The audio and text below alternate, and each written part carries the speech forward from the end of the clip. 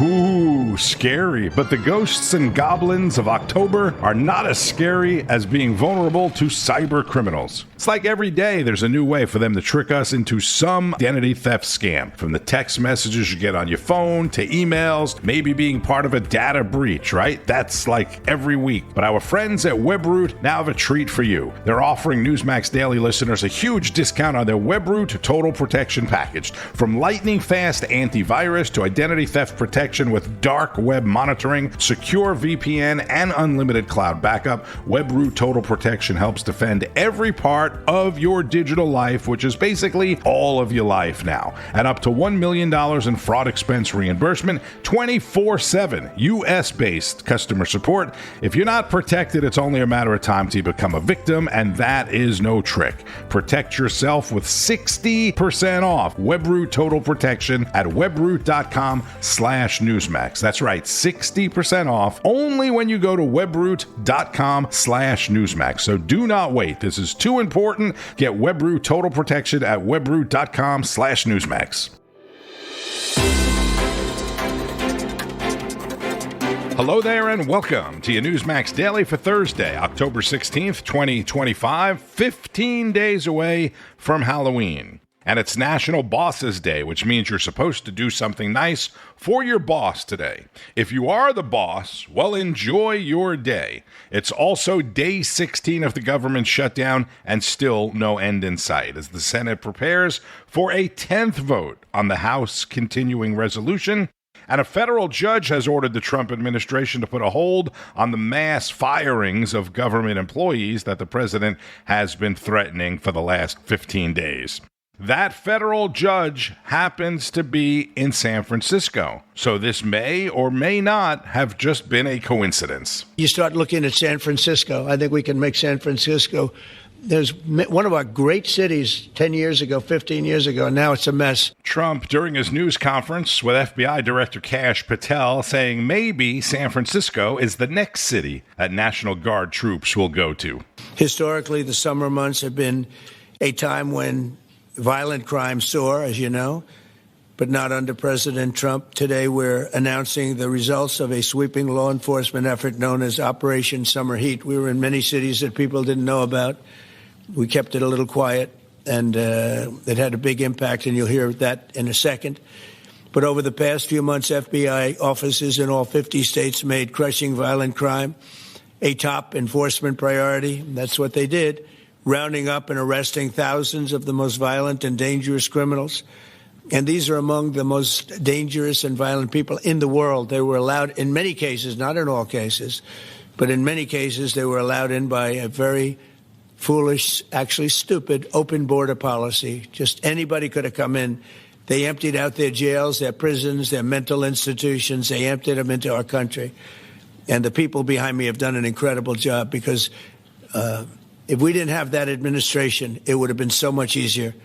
They allowed millions of people in this country that shouldn't have been allowed, including over 11,000 murderers, half of whom murdered more than one person. The president said the FBI and other law enforcement have been quietly working in some cities without us knowing about it, and talked about an operation called Summer Heat, leading to the lowest summer crime numbers in about 20 years. And then we heard more from the FBI director. Two of the things I'll finish with that I'm most proud of, Mr. President, this FBI. Fentanyl. As you know, it's a scourge that is killing our youth, 100,000 plus a year. To date, the FBI has seized 1,900 kilograms of fentanyl. That's enough lethal doses to kill 127 million Americans alone, to date. And if that weren't enough, Mr. President, you said we have to go after the worst of the worst. And you empowered our Department of Justice, our Attorney General, Deputy Attorney General, and the Deputy Director at the FBI, led the charge, not just on Summer Heat, but he also led the charge in the FBI's 10 most wanted fugitives. These people have been on the run for years. And in 7 months, You captured not one, not two, not three, but 4 of the FBI's most top 10 fugitives. 4. And just to put that in perspective, Mr. President, the Biden administration captured 4 in all of 4 years. You're on 7, and we're going to get to 10. We're going to get to 10 of 10. This includes a lady who murdered her 6-year-old handicapped child and fled to India. We got her in 2 months. This includes a narco trafficker. This includes a sex trafficker. This includes another first-degree murderer and gangbanger. These people were on the run because of the prior administration's reckless policies that destroyed our communities, and you came in and with a mandate said, go after the worst of the worst. This is just the beginning. This is what happens when you let good cops be good cops at the FBI. Mr. President, I just want to thank you for your incredible leadership, our brave partnership with prosecutors who know how to bring cases and make sure these arrests stick. And that's what the Attorney General and the Deputy Attorney General have led the charge across this country, because arrests without prosecutions are meaningless. We are deterring criminals from doing this activity. We are preventing criminals from coming into America. And we are absolutely crushing violent crime like never before and defending this homeland, sir. FBI Director Kash Patel speaking at the White House yesterday, and this is Rob Finnerty, host of Finnerty on NEWSMAX. People should be forcefully rising up against this, speaking out against it. Okay, so that was the most prominent elected Democrat in America calling for a forceful uprising. Those were the words that he used. The last time we saw a forceful uprising in this country, the Confederacy fired on Fort Sumter and the Civil War began. The left are calling for that again. We're serious. And we know that sensible people right now are probably rolling their eyes. You roll your eyes when you hear about stuff like the No Kings protests happening again this weekend. But just remember that sensible people rolled their eyes in 1860 as well. America's never going to go to war with America, right? That's what they thought. And 700,000 Americans died in that war. The left are pushing for something to happen, something violent that they can then use to justify what they want to do next. Widespread civil unrest, put another way, war. The original No Kings protest was 250 years ago. Americans decided they didn't want to live under the rule of King George III. They declared their independence and fought a bloody war for democracy. We've had 2.5 centuries of democracy since then, often challenging, sometimes messy, always essential. And we've fought in 2 world wars to preserve it. Now we have a would-be king who wants to take it away, King Donald I. That. Okay, that was yesterday. We don't think there's any ambiguity about what Robert De Niro is calling on people to do this weekend. He wants people to get violent. And thousands of people are going to take part in these protests on Saturday. 40 are happening in the state of Connecticut alone. 40 separate No Kings protests are happening in one of the smallest states geographically in the country. 29 are happening in Rhode Island. They could all hold hands. And think about what these people are actually protesting. If Donald Trump is a king, I'm telling you, he's got to be the worst king in American, check that, world history. After 9 months in office, Donald Trump has ended 8 wars. I don't know a king in history that ended 8 wars. I also don't know any kings out there that would allow thousands of separate No Kings protests to take place in his kingdom on a Saturday. It's just so ridiculous when you think about it. They want this to be true so badly that they've completely lost themselves. Great commentary from my friend Rob Finnerty, as always. And why in the world would anyone, even progressive Democrats, give a crap what Robert De Niro has to say at this point?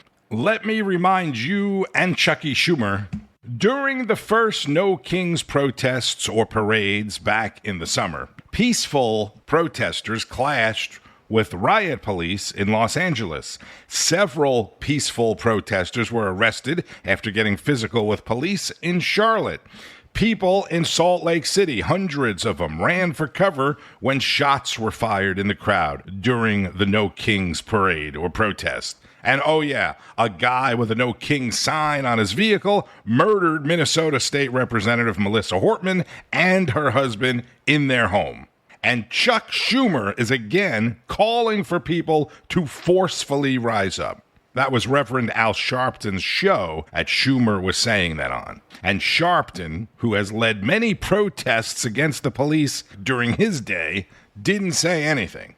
Who is going to be the first Democrat, other than maybe John Fetterman, to rise up and speak out against violent Chuck Schumer?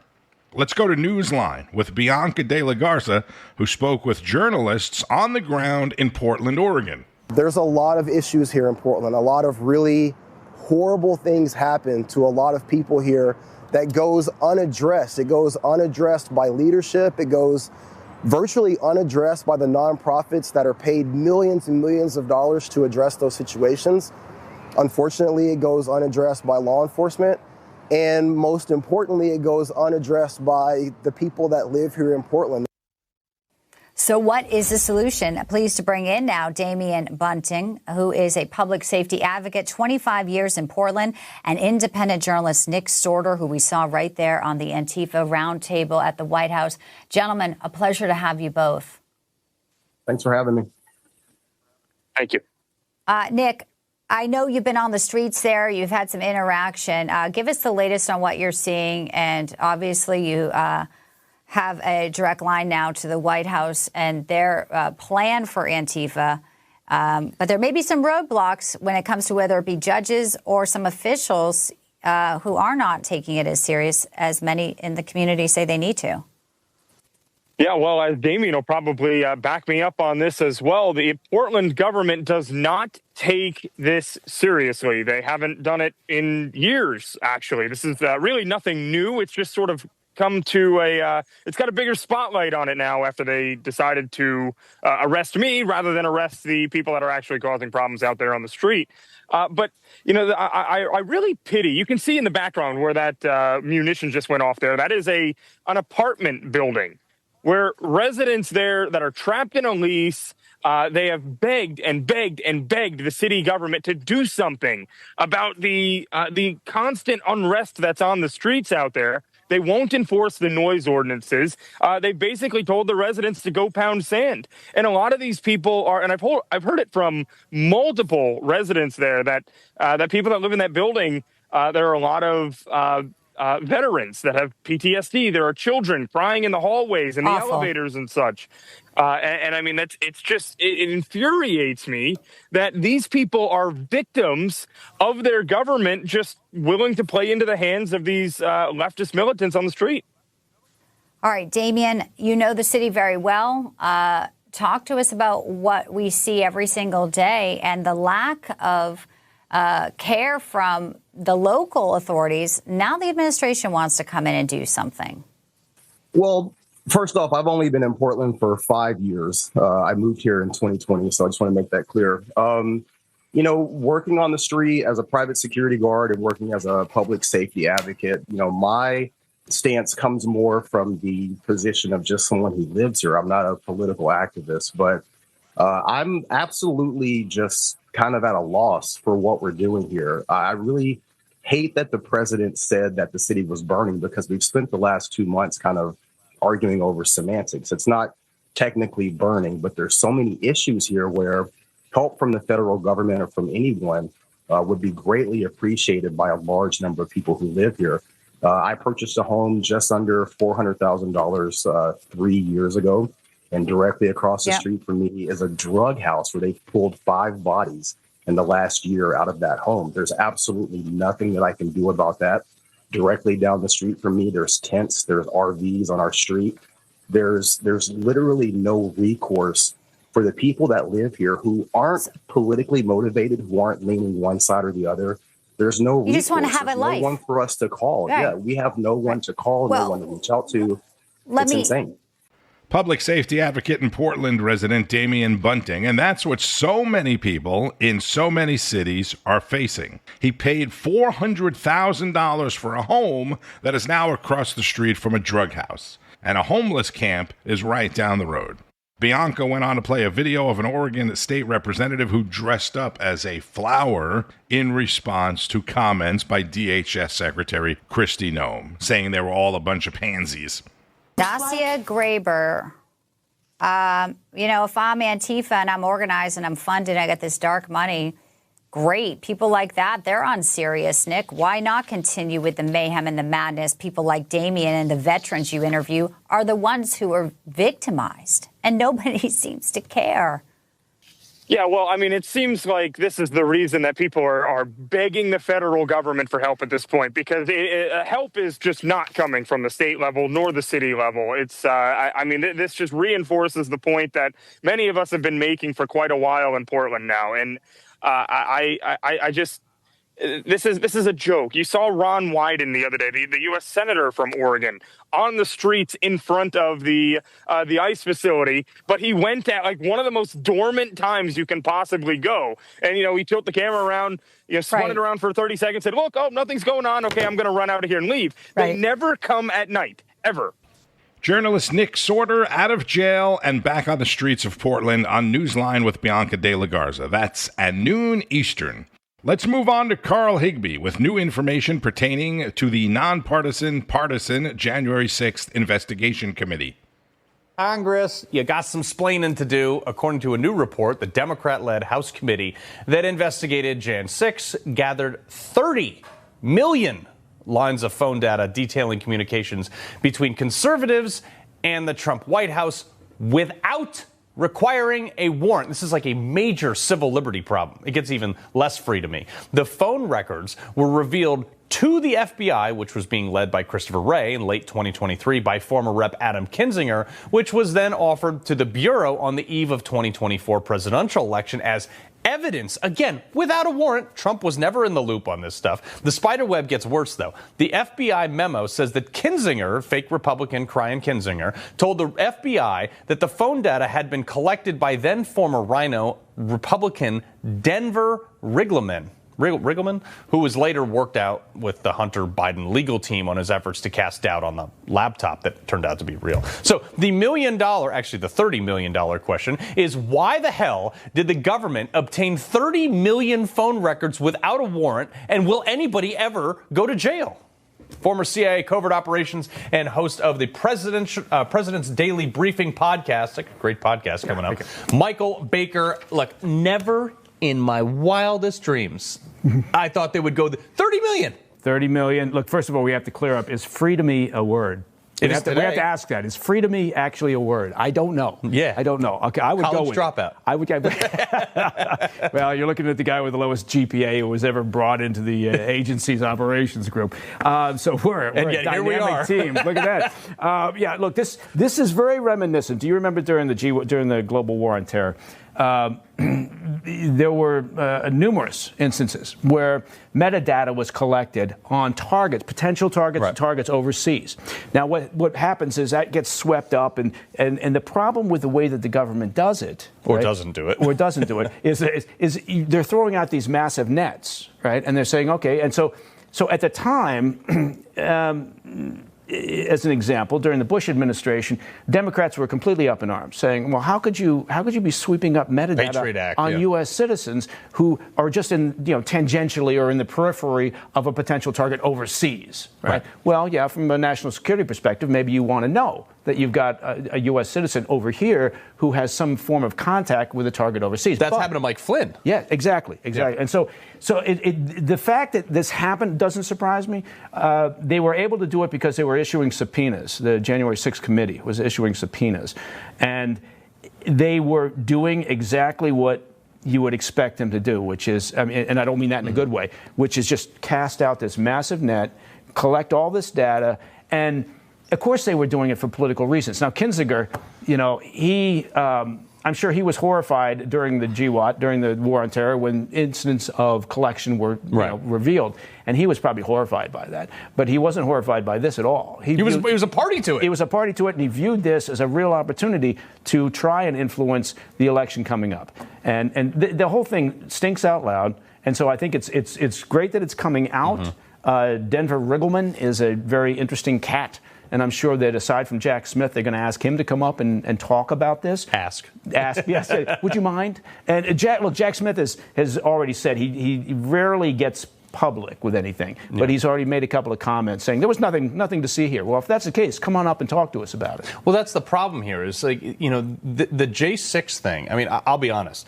I believe and I've believed from day one, and now I have the facts to back up my feeling, is that J6 was an effort to go look at a bunch of Trump people. Absolutely. To find out if they're doing something wrong, therefore use that evidence, whether it be tax evasion from 20 years ago, and say all Trump people are bad. Right. Yeah, you're looking to try to pin something on without having it's like writing a thesis and then declaring what your top line story is. Right. So let's make this happen. Let's make it happen. Like Donald Trump himself, you're already guilty. Now they just have to find the crime to pin on you, right? That's former CIA operative and podcast host Mike Baker on Frontline with Carl Higbie. If you missed Greg Kelly reports last night, Greg says former National Security Advisor John Bolton is going to be indicted any minute, possibly by the time you listen to this podcast. Remember, the FBI raided his home not long ago. Oh my gosh, oh my gosh, oh my gosh. This is getting good. The word is that John Bolton will be indicted basically tomorrow morning, tomorrow afternoon, any minute. The former National Security Advisor / swamp creature / architect of the Iraq War could be going to jail. Now, first, this guy was a total traitor to Trump during term 1, right? You could just see he hated Trump, and he was always taking notes for his book, right? That's what they do down there. A quick tell-all, right? And he made a lot of money on that book. Actually, a couple of $1 million, came out right in the middle of the campaign. He totally detests Donald Trump, but he pretended that this book is meant to have no influence on the election whatsoever. Nobody bought that. And the judge, actually a couple of years ago, said this book should not be published because you put a lot of classified information in it. And this is probably why he's going to be indicted, although there could be other things as well. I want to go back to this judge, all right, a Republican appointee, I believe. He said the following: Bolton likely published classified materials. The government is likely to succeed on the merits. Back then, they were trying to stop the publication. Bolton may indeed have caused the country irreparable harm. Greg Kelly, host of Greg Kelly Reports, 9 p.m. Eastern, and no fan of John Bolton. If that didn't happen yet, it could be coming down very soon. So Monday, we had this huge worldwide historical event, the eyes of the entire world on the Middle East and President Trump and Prime Minister Netanyahu, right? The end of the war in Gaza. And like always, the news cycle just goes on. That was so yesterday. The ceasefire now on day 4 or 5, whatever it is holding. Israel today is marking the anniversary of the October 7th attack with several ceremonies that were delayed last week due to some religious observance. Prime Minister Netanyahu and President Isaac Herzog attended a state ceremony for fallen soldiers in Jerusalem today. כל מי שמניף עלינו את ידו כבר יודע שהוא ישלם מחיר כבד מאוד על תוקפנותו. Meanwhile, Hamas says it has returned the remains of all Israeli hostages that it can access because the destruction in Gaza is preventing them from returning some of the bodies, which are likely in all of the underground caves they have, right? U.S. officials say Hamas has not violated the peace deal and appears to be making every effort possible. Israel set up a task force, you may remember me telling you, to locate and return the bodies of hostages that Hamas does not return. And as I mentioned yesterday, dozens of reporters from multiple networks turned in their access badges at the Pentagon rather than agree to government-imposed restrictions on their work. Secretary of War Pete Hegseth calling the new rules common sense to help regulate a very disruptive press. On Wall Street, stocks started the day in the green again today. The Nasdaq and Dow both up over 100 points this morning. Shares of Taiwan Semi surging again after its earnings report showed profits surging 39%. United Airlines posted better than expected earnings. I don't think their profits surged 39%, but better than expected earnings for the third quarter, and they forecast earnings ahead of the consensus for the fourth quarter, but United stock is slightly lower. Bitcoin at the time of this recording is at 111,000 and change, and the gold rush continues. Gold is up another $50 at $4,253 an ounce. And I know you're saying, damn, I wish I had some gold. Or, I should have bought it back at whatever price. Or silver. Or maybe I should have opened a gold IRA, right? What you should do is look into Noble Gold Investments. You've seen them before on Newsmax. They can educate you. They offer a lot of information and a lot of help without all the hype and all the pressure. I mentioned the other day I had the opportunity to speak to the CEO of Noble Gold Investments, Colin Plume. He was just a regular down-to-earth guy working hard for his family like the rest of us. He even wrote a best-selling book about silver. Whether you want to purchase gold and silver directly or set up a gold IRA, they make the whole process very easy. They have no hidden fees. Like I said, no hype, no pressure, and they're even available on Saturday. So now you can take advantage of a limited time offer for Newsmax viewers and listeners. Open a new qualified IRA or a cash account with Noble Gold, and you'll get a free 10-ounce silver flag bar plus a silver American Eagle proof coin. Simply visit noblegoldinvestments.com/Newsmax. That's noblegoldinvestments.com/Newsmax. The phone number is on the website as well if you'd like to call, noblegoldinvestments.com/Newsmax. President Trump is scheduled to make an announcement at the White House this afternoon. That's at 3 o'clock local time. Over on Capitol Hill, the Senate will be trying to end the shutdown, and you can keep up with all of it on Newsmax, N2, and at newsmax.com. Don't forget the news starts every morning at 6 o'clock Eastern with Alex Kramer, followed by Wake Up America, National Report, Newsline, American Agenda, Greta Van Susteren, Chris Salcedo, Carl Higbee on Frontline, Rob Schmidt tonight, Finnerty, Greg Kelly, and much, much more. The Right Squad. I'm Tony Marino. Enjoy the rest of your day. Don't forget, it's Bosses Day. Heads up on that. Oh, yeah, and it's Global Cat Day. I don't know how many days cats have, but I don't want to leave that out or, the cat people will get on me. So there you go. Pay attention and keep on fighting the good fight. News breaks every minute, every day. You need the app, the NewsMax app. Find it free on your smartphone store. Then watch us anytime, anywhere. Fall is all about cozy comforts, but when you're prioritizing your health, it's easy to feel like you're missing out. With Hero Bread, you can enjoy all your fall favorites because they're made with Hero Bread sliced bread loaves, tortillas, bagels, dinner rolls, and more. Try their all-new Hero Noodles with 12 grams of protein and just 80 calories. So skip replacing every carb with cauliflower and indulge in your breakfast, lunch, and dinner time favorites while still hitting your goals. From breakfast bagels and meal prepped enchiladas to mouth-watering burgers and cheesy noodles. You won't believe Hero Bread's options have 0 to 5 grams net carbs and are high fiber from the taste and texture. They've even got small batch drops of indulgent favorites like the popular Hero Croissant. And right now, Hero Bread is offering 10% off your order. Go to hero.co and use code FALL25 at checkout. That's fall25 at hero.co. All figures are per serving of Hero Bread. Contains 2 to 18 grams of fat per serving. See the product nutrition panels on hero.co for more information. Information. Truth is freedom. Is Newsmax. It's real news for real people.